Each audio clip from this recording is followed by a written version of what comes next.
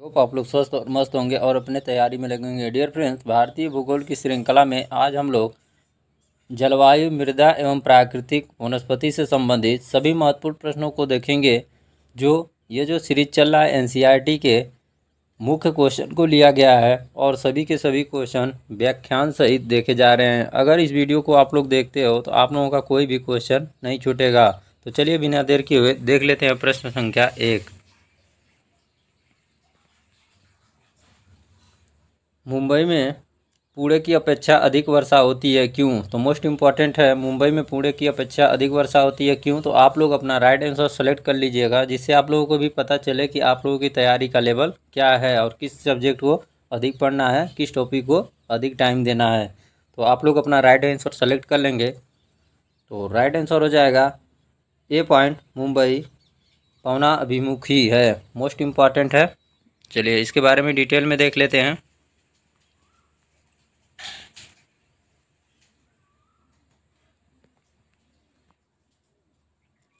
पुणे तथा नागपुर पश्चिमी घाट के पूर्वी घाट में पवनाभिमुखी ढाल पर वृक्ष छाया प्रदेश में स्थित है। इस क्षेत्र की ऊंची ऊंची पर्वत चोटियों के कारण मानसून हवाएं इन क्षेत्रों में नहीं पहुंच पाती हैं। परिणाम स्वरूप इन क्षेत्रों में कम वर्षा होती है। मुंबई पवनाभिमुखी ढाल पर स्थित एक तटीय प्रदेश है, इसलिए मुंबई में पूरे की अपेक्षा अधिक वर्षा होती है। तो मोस्ट इम्पॉर्टेंट है, आप लोगों को समझ में आ गया होगा कि पूरे की अपेक्षा मुंबई में अधिक वर्षा क्यों होती है।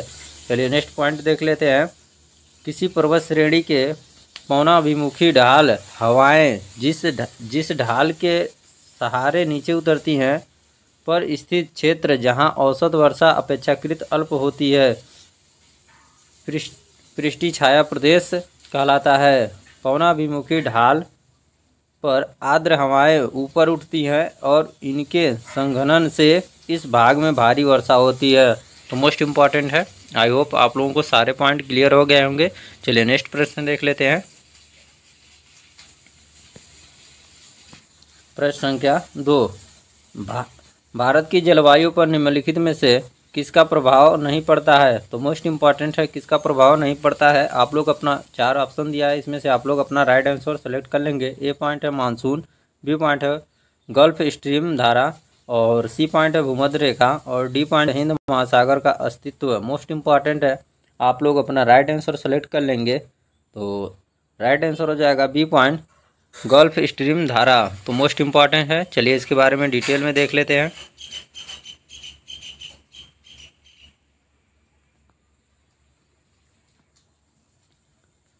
भारतीय प्रायद्वीप हिंद महासागर में अवस्थित है, जिस पर मानसून और भूमध्य रेखा का प्रभाव पड़ता है, जबकि गल्फ स्ट्रीम महासागरीय धारा का प्रभाव नहीं पड़ता है, क्योंकि यह महासागरीय धारा उत्तरी अटलांटिक महासागर में अमेरिका महाद्वीप के दक्षिणी पूर्वी तट पर बहती है। तो मोस्ट इम्पॉर्टेंट है, याद रखिएगा। चलिए नेक्स्ट प्रश्न देख लेते हैं। प्रश्न संख्या 3। वर्ष में 50 सेंटीमीटर से कम वर्षा वाला क्षेत्र है। तो कौन सा ऐसा क्षेत्र है जहां 50 सेंटीमीटर से कम वर्षा होता है? तो मोस्ट इम्पॉर्टेंट है। तो A point Meghalaya, B point Kashmir में लेह और सी पॉइंट कोरोमंडल तट और डी पॉइंट कोकर तट। तो मोस्ट इम्पॉर्टेंट है, आप लोग अपना राइट आंसर सेलेक्ट कर लेंगे। तो आई होप अपना राइट आंसर सेलेक्ट कर लिए होंगे। तो राइट आंसर हो जाएगा बी पॉइंट, 50 सेंटीमीटर से कम वर्षा कश्मीर में लेह में होता है। तो मोस्ट इम्पॉर्टेंट है, मेघालय में सबसे ज़्यादा वर्षा होता है। तो इसके बारे में देख लेते हैं। कश्मीर में सबसे कम होता है, तो इसके बारे में डिटेल में देख लेते हैं।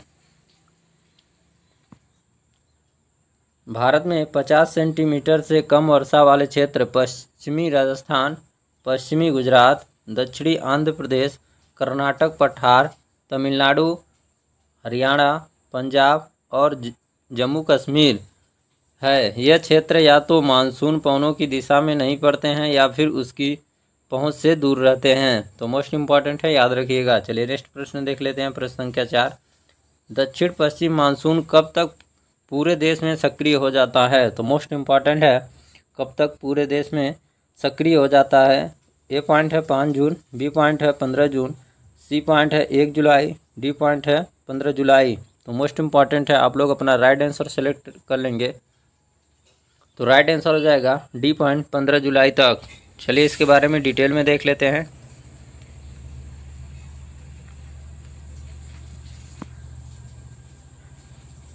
दक्षिण पश्चिम मानसून पौने 1 जून तक केरल तट पर तथा 10 जून से 15 जून तक मुंबई व कोलकाता तक पहुंच जाती हैं। इस प्रकार पर जुलाई तक यह संपूर्ण भारतीय उपमहाद्वीप में सक्रिय हो जाती हैं। भारत में मानसूनी पौने सर्वप्रथम अंडमान निकोबार द्वीप समूह में 1 मई को पहुंचती हैं। तो मोस्ट इम्पॉर्टेंट अगर पूछा जाए सबसे पहले मानसून कहाँ पहुंचती है, तो अंडमान और निकोबार द्वीप समूह में। कब पहुंचती है, तो 1 मई को। और भारत में कब सक्रिय हो जाती है, तो 15 जुलाई को। तो मोस्ट इम्पॉर्टेंट है, यहाँ से इतने ही क्वेश्चन बनते हैं और इतने ही क्वेश्चन आपसे पूछे जाएंगे। तो आई होप सारे डाउट क्लियर हो गए होंगे। और देख लेते हैं नेक्स्ट प्रश्न है, भारत में सर्दकालीन वर्षा के क्षेत्र है। तो मोस्ट इम्पॉर्टेंट है, आप लोग अपना राइट आंसर सेलेक्ट कर लेंगे। तो राइट आंसर हो जाएगा B point Punjab Tamil Nadu. Important है, याद रखिएगा। चलिए इसके बारे में डिटेल में देख लेते हैं।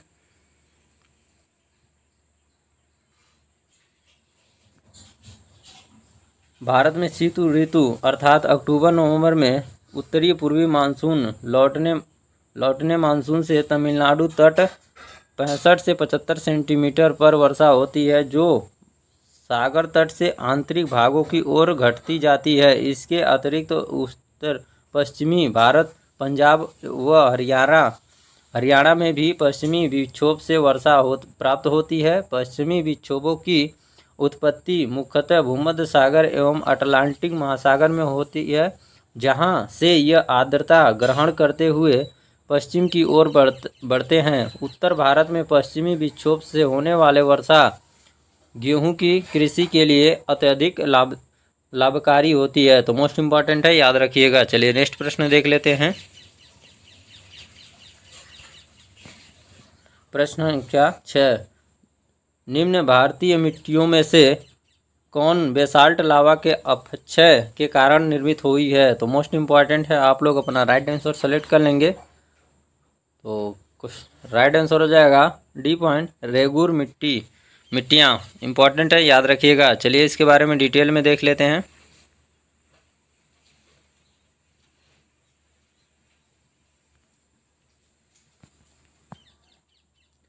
भारत में रेगुर मिट्टियों का निर्माण बेसाल्ट लावा के अपक्षय के कारण हुआ है। इसे काली मिट्टी, कपासी मिट्टी या उष्णकटिबंधीय चेरनोजेम मिट्टी के नाम से भी जाना जाता है। तो मोस्ट इम्पॉर्टेंट है, याद रखिएगा। दक्कन पठार के ऊपरी भागों में विशेष रूप से महाराष्ट्र, मध्य प्रदेश, गुजरात तथा कर्नाटक में यह मिट्टियाँ पाई जाती हैं। तो याद रखिएगा, इम्पॉर्टेंट पॉइंट है। चलिए नेक्स्ट प्रश्न लेते हैं। प्रश्न संख्या 7, भारत में निम्नलिखित में से किस प्रकार का वन सर्वाधिक बृहद क्षेत्र में पाया जाता है। तो मोस्ट इम्पॉर्टेंट है, किस प्रकार के वन बृहद क्षेत्र में पाया जाता है। तो आप लोग अपना राइट आंसर सेलेक्ट कर लेंगे। तो राइट आंसर हो जाएगा सी पॉइंट उष्णकटिबंधीय शुष्क पर्णपाती वन। मोस्ट इम्पॉर्टेंट है, सबसे ज़्यादा यही वन पाए जाते हैं। उसके बाद देख लेते हैं इसके बारे में डिटेल में।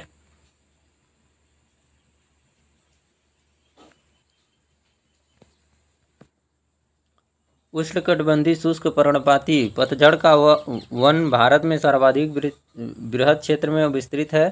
सौगौन तथा साल इन वृक्षों के महत्वपूर्ण वृक्ष हैं। उष्णकटिबंधीय आर्द्र पर्णपाती वन दूसरा सर्वाधिक क्षेत्र में विस्तृत वाला वन है। इन दोनों वनों को सम्मिलित रूप से मानसूनी वन कहा जाता है। तो मोस्ट इम्पॉर्टेंट है, पहले नंबर पे कौन सा, उष्णकटिबंधीय शुष्क पर्णपाती वन, और दूसरा है उष्णकटिबंधीय आर्द्र पर्णपाती वन, और दोनों के सम्मिलित रूप को मानसूनी वन कहा जाता है। तो आप लोग याद रखिएगा। चलिए नेक्स्ट प्रश्न देख लेते हैं।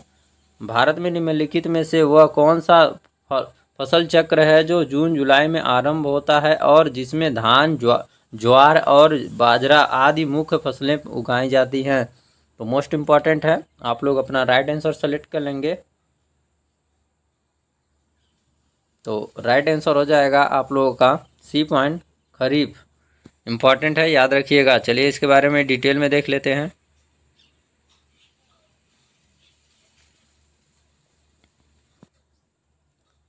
वर्षा ऋतु में उगाई जाने वाली फसलों को खरीफ की फसल कहते हैं।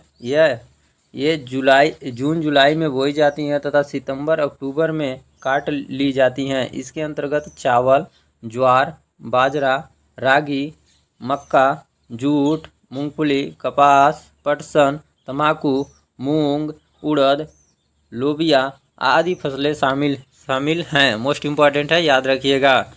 चलिए नेक्स्ट प्रश्न देख लेते हैं। प्रश्न संख्या 9, भारत की लेटराइट मिट्टियों के बारे में निम्नलिखित में से कौन से कथन सत्य हैं? तो मोस्ट इम्पॉर्टेंट है। ए पॉइंट है वे साधारणतः लाल रंग की होती हैं। बी पॉइंट है वे नाइट्रोजन और पोटास से समृद्ध होती हैं। तो ये मोस्ट है, ये तो साधारणतः लाल होती हैं लेकिन ये नहीं होती हैं, ये गलत है। वे नाइट्रोजन और पोटास से समृद्ध नहीं होती हैं, वो कमी होती है इन मिट्टियों में। और इन मिट्टियों में टेपियोका और काजू की अच्छी उपज होती है। तो मोस्ट इम्पॉर्टेंट है, ये होती हैं। तो ये ए और सी यानी कि राइट आंसर हो जाएगा आपका डी पॉइंट। ए और सी दोनों सही हैं, बाकी बी इसलिए गलत है कि इसमें अधिकता नहीं कमी होती है। तो इस बात को याद रखिएगा। अगर यहाँ अधिक दिया रहता कमी दिया रहता है, वे नाइट्रोजन और पोटास से कम होती है तो ये सही हो जाता, लेकिन इसमें नहीं है तो इसलिए ये ऑप्शन गलत हो जाएगा। आई होप आप लोग को समझ में आ गया होगा। चलिए इसके बारे में डिटेल में देख लेते हैं।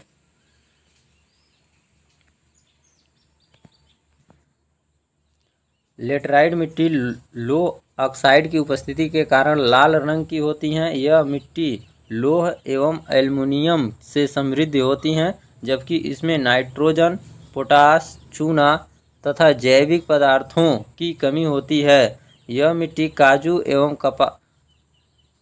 कसावा आदि फसलों के उत्पादन के लिए अच्छी मानी जाती हैं। भारत में यह मिट्टी केरल, कर्नाटक, तमिलनाडु, आंध्र प्रदेश, उड़ीसा, मध्य प्रदेश, असम की पहाड़ियों एवं मेघालय में पाई जाती हैं। तो मोस्ट इम्पॉर्टेंट है, सारे पॉइंट को याद रखिएगा। चलिए नेक्स्ट प्रश्न देख लेते हैं। प्रश्न संख्या 10, निम्नलिखित में से किस अवधि के दौरान बंगाल की खाड़ी में बार बार उष्णकटिबंधीय चक्रवात आते रहते हैं? तो मोस्ट इम्पॉर्टेंट है, किस कारण आते रहते हैं? तो आप लोग अपना राइट आंसर सेलेक्ट कर लेंगे। तो मोस्ट इम्पॉर्टेंट है ये क्वेश्चन, राइट आंसर हो जाएगा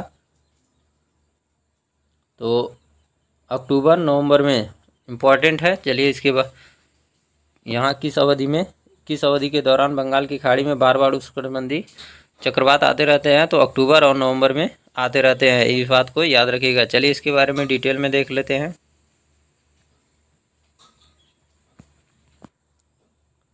उष्णकटिबंधीय चक्रवात कर्क रेखा एवं मकर रेखा के उत्पन्न होने वाले चक्रवात हैं, जो भारत में प्रायः लौटते हुए मानसून से अक्टूबर नवंबर महीनों के दौरान बंगाल की खाड़ी में उत्पन्न होते हैं। इस चक्रवात में उड़ीसा, आंध्र प्रदेश, तमिलनाडु आदि राज्य प्रभावित होते हैं। तो मोस्ट इम्पॉर्टेंट है, याद रखिएगा। नेक्स्ट प्रश्न देख लेते हैं। जहाँ तक कृषि मंत्रालय के सरकारी वर्गीकरण का संबंध है, भारत में कितने सूक्ष्म कृषि जलवायु क्षेत्र हैं? तो मोस्ट इम्पॉर्टेंट है, आप लोग अपना राइट आंसर सेलेक्ट कर लेंगे। तो राइट आंसर हो जाएगा सी पॉइंट 127। इम्पॉर्टेंट है, याद रखिएगा, वेरी वेरी इंपॉर्टेंट है। ये एग्जैक्ट जो दिया है 127, आप लोग याद रखिएगा। चलिए नेक्स्ट इसके बारे में देख लेते हैं।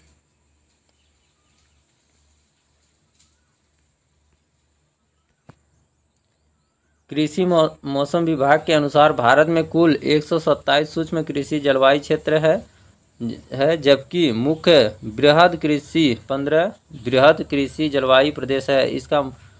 इसका प्रमुख आधार प्रदेश विशेष की भौतिक दशाओं के साथ साथ वहां अपनाई जा रही कृषि विधियां हैं। मोस्ट इम्पॉर्टेंट है। नेक्स्ट प्रश्न देख लेते हैं। क्वेश्चन नंबर 12, निम्नलिखित में से कौन सी मिट्टी चाय बागानों के लिए उपयुक्त है?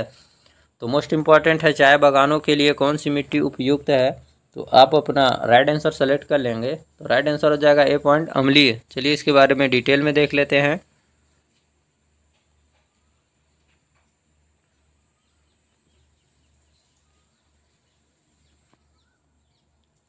चाय एवं उष्ण एवं उष्णकटिबंधीय पौधा है। इसके उत्पादन के लिए 25 से 30 सेल्सियस तापमान तथा 200 से 250 सेंटीमीटर वार्षिक वर्षा आवश्यक है। इसकी कृषि के लिए गहरी सुप्रवाहित अम्लीय एवं उर्वरक मिट्टी की आवश्यकता होती है, जिसमें फास्फोरस, पोटास, लोहांश एवं ह्यूमस पर्याप्त मात्रा में होनी चाहिए।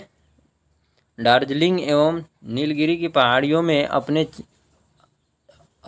चाय बागानों के लिए प्रसिद्ध है। तो मोस्ट इम्पॉर्टेंट है, दार्जिलिंग एवं नीलगिरी की पहाड़ियाँ अपने चाय बागानों के लिए प्रसिद्ध है। इम्पॉर्टेंट है, याद रखिएगा। नेक्स्ट पॉइंट है, नेक्स्ट क्वेश्चन देख लेते हैं। निम्न में से किसे जंगल की आग कहा जाता है? तो मोस्ट इम्पॉर्टेंट है, किसे जंगल का आग कहा जाता है। तो आप लोग अपना राइट आंसर सेलेक्ट कर लेंगे। तो राइट आंसर हो जाएगा C point, butea monosperma. Most important है, याद रखिएगा। चलिए इसके बारे में डिटेल में देख लेते हैं।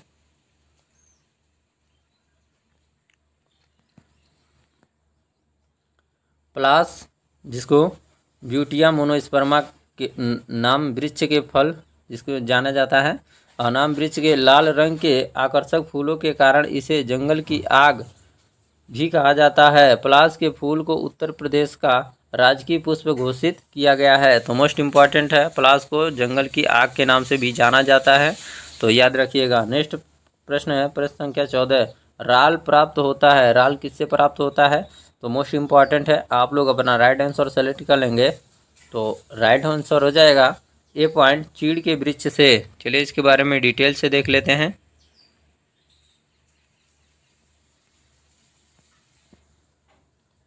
राल गोंद के समान हाइड्रोकार्बन युक्त द्रव्य है जो वृक्षों की छाल एवं लकड़ी से प्राप्त होता है। अन्य वृक्षों की तुलना में चीड़ जैसे कोड़धारी वृक्षों से राल अधिक मात्रा में उत्पन्न होती है। इसका प्रयोग गोंद, लकड़ी की रोगन, तारपीन का तेल, सुगंध और अगरबत्तियों बनाने में किया जाता है। तो मोस्ट इम्पॉर्टेंट है, याद रखिएगा। प्रश्न संख्या 15 देख लेते हैं। भारत का शुष्क भाग है तो कौन सा है?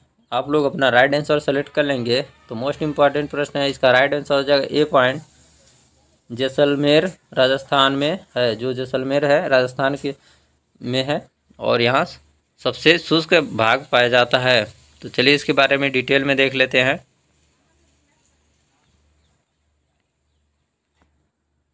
भारत में पश्चिमी राजस्थान का जैसलमेर सबसे शुष्क क्षेत्र है, जहाँ 10 सेंटीमीटर से भी कम वर्षा होती है। अरावली पर्वतमाला के पश्चिम में स्थित यह क्षेत्र वृष्टि छाया क्षेत्र में पड़ता है, जहाँ मानसूनी पवनें नहीं पहुँच पाती हैं। तो मोस्ट इम्पॉर्टेंट है, याद रखिएगा। नेक्स्ट प्रश्न देख लेते हैं। प्रश्न संख्या 16।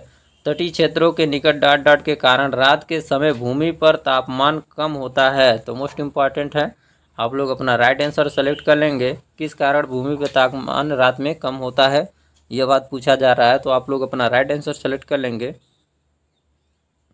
राइट आंसर हो जाएगा ए पॉइंट, स्थल समीर। चलिए इसके बारे में डिटेल से देख लेते हैं कि आप लोगों को ये बात समझ में आ जाए।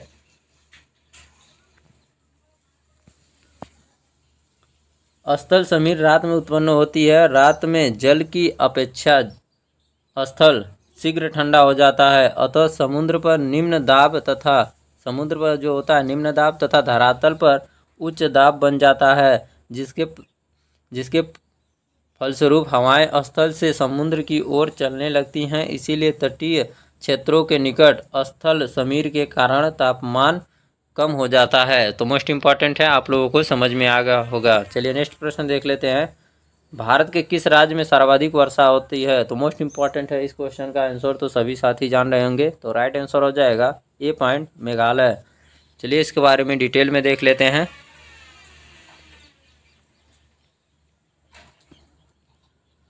भारत में सर्वाधिक वर्षा पूर्वोत्तर में स्थित मेघालय राज्य के मासिनराम नामक स्थान पर होती है। यह मेघालय के पूर्वी खासी जिले में स्थित है। यहाँ औसत वर्षा 11,872 मिलीमीटर होता है। तो मोस्ट इम्पॉर्टेंट है, सबसे ज़्यादा यहीं वर्षा होता है, याद रखिएगा। चलिए नेक्स्ट प्रश्न देख लेते हैं। प्रश्न संख्या 18। पौधों को सबसे अधिक जल किस मिट्टी से प्राप्त होता है? तो मोस्ट इम्पॉर्टेंट है, आप लोग अपना राइट आंसर सेलेक्ट कर लेंगे कि पौधों को सबसे अधिक जल किस मिट्टी से प्राप्त होता है। तो मोस्ट इम्पॉर्टेंट है, इसका राइट आंसर हो जाएगा ए पॉइंट, चिकनी मिट्टी से। तो डियर फ्रेंड्स, अगर यह वीडियो आप लोगों को अच्छा लगे तो ज़्यादा से ज़्यादा दोस्तों में शेयर कीजिएगा, लाइक कीजिएगा, सब्सक्राइब कीजिएगा और इस छोटे से चैनल को सपोर्ट कीजिएगा। तो चलिए इसके बारे में डिटेल में देख लेते हैं। पौधों को सबसे अधिक जल चिकनी मिट्टी से प्राप्त होता है क्योंकि इस मिट्टी में जल साधारणतः जल धारण की क्षमता सबसे अधिक होती है। तो मोस्ट इम्पॉर्टेंट है, याद रखिएगा, जो चिकनी मिट्टी होती है उसमें जल धारण करने की क्षमता सबसे अधिक होती है। तो मोस्ट इम्पॉर्टेंट है। चलिए नेक्स्ट प्रश्न देख लेते हैं। प्रश्न संख्या 19, देश की निम्नलिखित मिट्टियों में से किसे स्वतः जुताई की मिट्टी कहा जाता है। तो मोस्ट इम्पॉर्टेंट है, आप लोग अपना राइट आंसर सेलेक्ट कर लेंगे।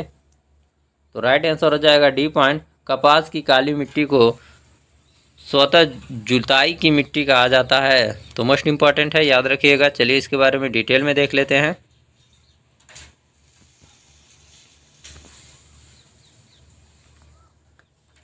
काली मिट्टी में तीव्र जल धारण क्षमता पाई जाती है। यह भीगने पर ठोस एवं चिपचिपी तथा सूखने पर दरार युक्त हो जाती है तथा इसे जुताई की आवश्यकता नहीं रह जाती है। इसीलिए काली मिट्टी को स्वतः जुताई वाली मिट्टी कहा जाता है। तो मोस्ट इम्पॉर्टेंट है, याद रखिएगा कि कृषि मिट्टी या स्वतः जुताई वाली मिट्टी किसे कहा जाता है। तो काली मिट्टी को कहा जाता है। तो मोस्ट इम्पॉर्टेंट है, याद रखिएगा। चलिए नेक्स्ट प्रश्न देख लेते हैं। प्रश्न संख्या 20, निम्नलिखित में से कथन उष्णकटिबंधीय सदाबहार वनों के संदर्भ में सत्य है। तो मोस्ट इम्पॉर्टेंट है, इसमें से आप लोग अपना राइट आंसर सेलेक्ट कर लेंगे।